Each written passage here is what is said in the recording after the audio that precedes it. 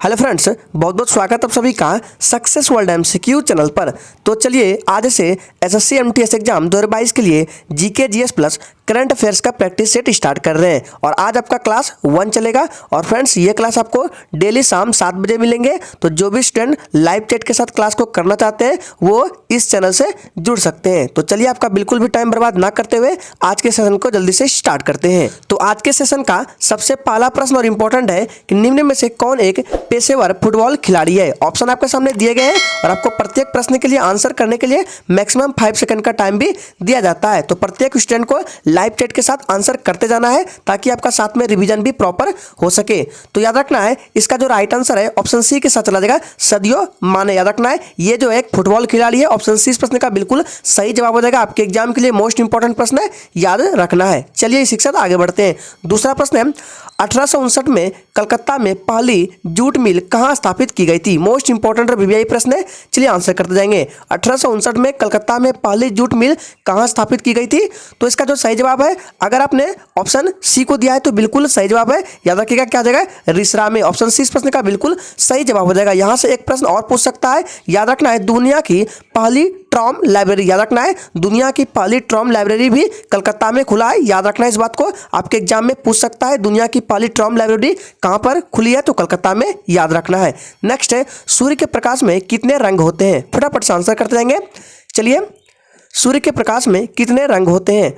तो याद रखना है सूर्य के प्रकाश में कितने रंग होते हैं, तो 7 रंग होते हैं। ऑप्शन डी इस प्रश्न का बिल्कुल सही जवाब हो जाएगा। चलिए इसी के साथ आगे बढ़ते हैं। नेक्स्ट क्वेश्चन है निम्न में से कौन सी बर्फीली नदी है। फटाफट से आंसर करेंगे, गोदावरी, यमुना, नर्मदा या डी कावेरी। आपको आंसर करना है कि इनमें से कौन है बर्फीली नदी। तो याद रखना है इसका सही जवाब, जो ही बच्चे लाइव चैट में ऑप्शन बी को दे रहे हैं बिल्कुल सही जवाब दे रहे हैं, यमुना। याद रखना है यमुना जो है एक बर्फीली नदी है। ऑप्शन बी इस प्रश्न का बिल्कुल सही जवाब हो जाएगा। चलिए इसी के साथ आगे बढ़ते हैं। और फ्रेंड्स मैं आपको इतना यकीन दिलाता हूं कि इस सेशन में आपको एक भी प्रश्न फालतू नहीं कराए जाएंगे, सभी प्रश्न आपके एग्जाम से रिलेटेड रहेंगे। नेक्स्ट क्वेश्चन है निम्न में से कौन एक प्राकृतिक अम्ल क्षार संकेतक नहीं है। सही से सारे ऑप्शंस को पढ़िए और आंसर करेंगे। और फ्रेंड्स आपको क्वेश्चंस के लेवल को देखकर भी पता चल गया होगा कि सारे क्वेश्चंस आपके एग्जाम के लिए मोस्ट इंपॉर्टेंट है।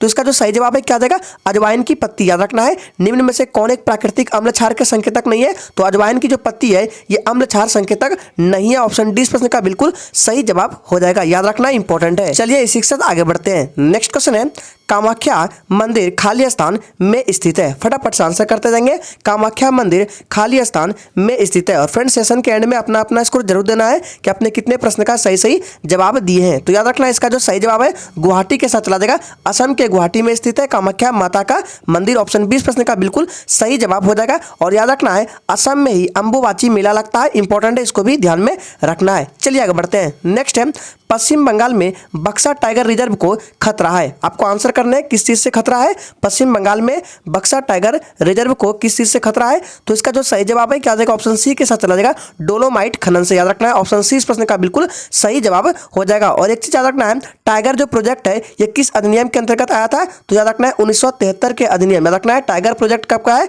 तो 1973 का। चलिए आप लोग कमेंट करके बताएंगे कि वन्य जीव संरक्षण अधिनियम कौन सा है। देखते हैं कितने बच्चे आंसर कर पाते हैं। वन्य जीव संरक्षण अधिनियम आपको आंसर करने कमेंट बॉक्स में। नेक्स्ट है निम्न में से कौन सी पुस्तक राजेंद्र प्रसाद द्वारा लिखी गई है। फटाफट से आंसर करेंगे, सारे प्रश्न आपके एग्जाम के लिए मोस्ट इंपॉर्टेंट है। चलिए निम्न में से कौन सी पुस्तक राजेंद्र प्रसाद द्वारा लिखी गई है। तो इसका जो राइट आंसर है क्या जाएगा, इंडिया डिवाइडेड यानी कि भारत विभाजन। ऑप्शन सी इस प्रश्न का बिल्कुल सही जवाब हो जाएगा। चलिए आगे बढ़ते हैं। नेक्स्ट है निम्न में से कौन सा रोग प्रदूषित जल के अंतर्ग्रहण से नहीं होता है। सोच समझ कर आंसर करना है।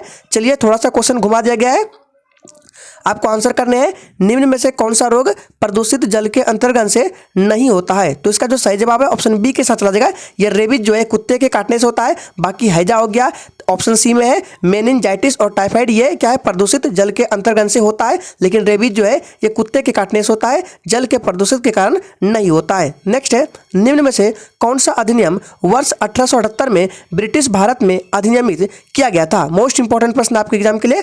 चलिए आंसर करेंगे। और फ्रेंड्स जो भी स्टूडेंट चैनल पर पहली बार आए हैं चैनल को सब्सक्राइब करके और साथ में बेल आइकन को भी प्रेस कर लेंगे ताकि इस तरह के क्लास आपसे कभी मिस ना हो। तो इसका जो राइट आंसर है, जो बच्चे लाइव चैट में ऑप्शन ए को दे रहे हैं बिल्कुल सही जवाब देगा, वार्निया-कूलर प्रेस एक्ट। याद रखना है ऑप्शन ए इस प्रश्न का बिल्कुल सही जवाब देगा। मोस्ट इंपॉर्टेंट प्रश्न है, इसको ध्यान में रखना है। चलिए आगे बढ़ते हैं। नेक्स्ट क्वेश्चन है निम्न में से कौन सी सिंधु घाटी सभ्यता भारत में स्थित नहीं है? सोच समझ कर आंसर करना है। निम्न में से कौन सी सिंधु घाटी सभ्यता भारत में स्थित नहीं है? तो इसका जो सही जवाब ऑप्शन बी के साथ चला जाएगा, अमरी। तो ये कहाँ है? तो अमरी जो है ये पाकिस्तान में है। अब इसे सिंध के नाम से जाना जाता है, याद रखना है। सिंध को पहले अमरी के नाम से जानते थे, लेकिन अमरी को अब सिंध के नाम से जानते हैं, याद रखना है। आलमगीर कहाँ पर है? तो यूपी में है। धौलावीरा कहाँ है? गुजरात में है। लोथल कहाँ है? तो गुजरात में है, याद रखना है। नेक्स्ट है, निम्न में से किस अधिनियम के तहत भारत का पहला सर्वोच्च न्यायालय कलकत्ता में स्थापित किया गया था? मोस्ट इंपॉर्टेंट प्रश्न आपके एग्जाम के लिए।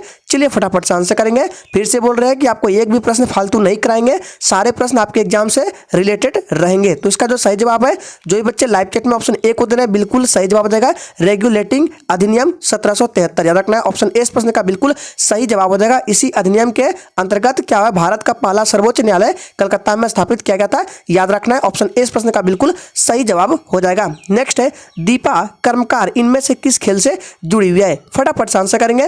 मोस्ट इंपॉर्टेंट प्रश्न आपके एग्जाम के लिए, फटाफट से आंसर करेंगे। दीपा कर्मकार इनमें से किस खेल से जुड़ी हुई है? तो इसका जो सही जवाब है ऑप्शन सी के साथ चला जाएगा, जिम्नास्टिक से। ऑप्शन सी इस प्रश्न का बिल्कुल सही जवाब हो जाएगा। नेक्स्ट क्वेश्चन है, इनमें से किस बैंक को सरकार का बैंकर कहा जाता है? फटाफट से आंसर करेंगे। इनमें से किस बैंक को सरकार का बैंकर कहा जाता है? तो याद रखना, इसका जो सही जवाब है क्या आ जाएगा जी, बिल्कुल ऑप्शन डी के साथ चला जाएगा, भारतीय रिजर्व बैंक को, यानी कि आरबीआई को। आरबीआई को याद रखना है। आरबीआई की स्थापना कब हुई थी? तो 1935 ईस्वी में। आरबीआई का एक्ट कौन सा था? तो 1934 एक्ट के तहत आरबीआई आया था। स्थापना 1935 में, याद रखना है। और राष्ट्रीयकरण कब हुआ? तो 1949 ईस्वी में। और इसका हेडक्वार्टर कहाँ है? मुंबई में। तीनों डेट को याद रखना है। 1934 एक्ट है, 1935 में स्थापित हुआ, और राष्ट्रीयकरण 1949 में, और हेडक्वार्टर कहाँ है? तो मुंबई में आरबीआई का। नेक्स्ट क्वेश्चन है, कैडमियम का प्रतीक क्या है? फटाफट से आंसर करेंगे। कैडमियम का प्रतीक क्या है? तो याद रखना है, कैडमियम का प्रतीक क्या है? तो इसका जो सही जवाब है ऑप्शन सी के साथ चला जाएगा, सीडी होता है कैडमियम का प्रतीक। और इसका परमाणु क्रमांक कितना होता है? कमेंट बॉक्स में आंसर करना है, याद रखना है। चलिए आगे बढ़ते हैं। नेक्स्ट है, रक्त एक प्रकार का खाली स्थान है। इन चारों ऑप्शन में से आपको बताना है रक्त एक प्रकार का क्या है? उपकला उत्तक है, पेशी उत्तक है, तंत्रिका उत्तक है, या डी संयोजी उत्तक है? तो याद रखना है, रक्त एक प्रकार का, जो ये बच्चे लाइव चैट में ऑप्शन डी को दे रहे हैं, बिल्कुल सही जवाब हो जाएगा, संयोजी उत्तक है। ऑप्शन डी इस प्रश्न का बिल्कुल सही जवाब हो जाएगा। नेक्स्ट क्वेश्चन है, प्रथम जैन सभा का आयोजन कहाँ किया गया था? फटाफट से आंसर करेंगे। प्रथम जैन सभा का आयोजन कहाँ किया गया था? चलिए इंपॉर्टेंट प्रश्न है। तो इसका जो सही जवाब है क्या आ जाएगा? प्रथम जैन सभा का आयोजन कहाँ किया गया था? तो इसका राइट आंसर ऑप्शन ए के साथ आ जाएगा, पाटलिपुत्र में। ऑप्शन इस प्रश्न का बिल्कुल सही जवाब हो जाएगा, याद रखना है। और याद रखना है, जैन धर्म के अगर पूछे कि पहले तीर्थंकर कौन थे, तो याद रखना है ऋषभ देव थे। जैन धर्म के सेकंड तीर्थंकर कौन थे? अजीत नाथ। 23वें कौन थे? पार्श्वनाथ। और 24वें महावीर स्वामी। सभी को याद रखना है, इंपॉर्टेंट है। चलिए इसी के साथ आगे बढ़ते हैं। नेक्स्ट क्वेश्चन है, भारतीय संविधान में मूल रूप से कुल कितने भाग थे? चलिए फटाफट से आंसर करते जाएंगे। भारतीय संविधान में मूल रूप से कुल कितने भाग थे? तो याद रखना है, इसका जो सही जवाब है ऑप्शन सी के साथ चला जाएगा, 22 भाग। याद रखना है, ऑप्शन सी इस प्रश्न का बिल्कुल सही जवाब हो जाएगा। अगला प्रश्न है, ब्रह्मांड के अध्ययन को खाली स्थान के रूप में जाना जाता है। फटाफट से आंसर करते हैं। ब्रह्मांड के अध्ययन को खाली स्थान के रूप में जाना जाता है। तो याद रखना है, ब्रह्मांड के अध्ययन को ब्रह्मांड विज्ञान के रूप में जाना जाता है। ऑप्शन सी इस प्रश्न का बिल्कुल सही जवाब हो जाएगा। और फ्रेंड्स, अगर आपको किसी भी प्रश्न में थोड़ा भी डाउट होता है तो तुरंत आप कमेंट करके पूछ सकते हैं। नेक्स्ट है, भारत का सबसे बड़ा राष्ट्रीयकृत बैंक खाली स्थान है। फटाफट से आंसर करेंगे। भारत का सबसे बड़ा राष्ट्रीयकृत बैंक खाली स्थान है।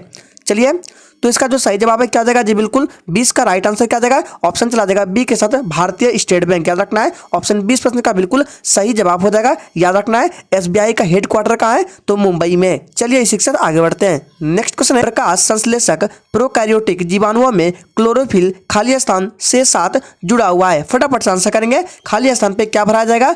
झिल्लीदार पुटिका, और वर्णी लवक, वर्ण लवक, या लाइसोसोम? तो इसका जो सही जवाब है ऑप्शन ए के साथ चला जाएगा, झिल्लीदार पुटिका। ऑप्शन ए प्रश्न का बिल्कुल सही जवाब है। चलिए आगे बढ़ते हैं। नेक्स्ट है, मानव शरीर की सबसे छोटी अंतःस्रावी ग्रंथि खाली स्थान है। फटाफट से आंसर करेंगे। मोस्ट इंपॉर्टेंट प्रश्न है, मानव शरीर की सबसे छोटी अंतःस्रावी ग्रंथि कौन सी है?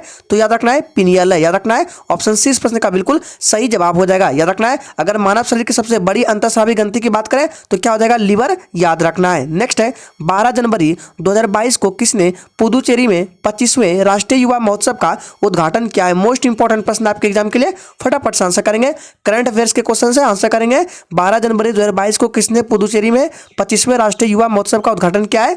तो इसका जो सही जवाब है ऑप्शन डी के साथ चला जाएगा, प्रधानमंत्री नरेंद्र मोदी। ऑप्शन डी इस प्रश्न का बिल्कुल सही जवाब हो जाएगा। नेक्स्ट है, मगध साम्राज्य की स्थापना किस नदी के किनारे पर की गई थी? फटाफट से आंसर करेंगे। चलिए, और जिसने अभी तक चैनल को सब्सक्राइब नहीं किया, चैनल को सब्सक्राइब करके साथ में बेल आइकन को भी प्रेस कर लेंगे तो सही जवाब हो जाएगा। नेक्स्ट है, मिल्क ऑफ मैग्नीशिया का पीएच मान कितना होता है? ये आज के सेशन का आखिरी प्रश्न है, फटाफट से आंसर करेंगे। मिल्क ऑफ मैग्नीशिया का पीएच मान कितना होता है? तो याद रखना है 10.5 होता है। और ये जो 7.4 है ये किसका है? तो ये रक्त का पीएच मान है जो कि क्षारीय होता है। याद रखना है, किसी विलयन का पीएच मान अगर 7 से कम हो तो अम्लीय होता है, अगर बात करें 7 हो तो उदासीन होता है, अगर बात करें 7 से अधिक हो किसी विलयन का पीएच मान तो वो क्षारीय होता है। रक्त का पीएच मान 7.44 है, इसलिए ये क्षारीय। तो आज के सेशन में ये एसएससी एमटीएस के 25 इंपॉर्टेंट प्रश्न को कराया गया। तो आज के लिए इतना ही। चलिए, कल फिर मिलते हैं शाम 7 बजे नेक्स्ट क्लास के साथ। तब तक के लिए जय हिंद।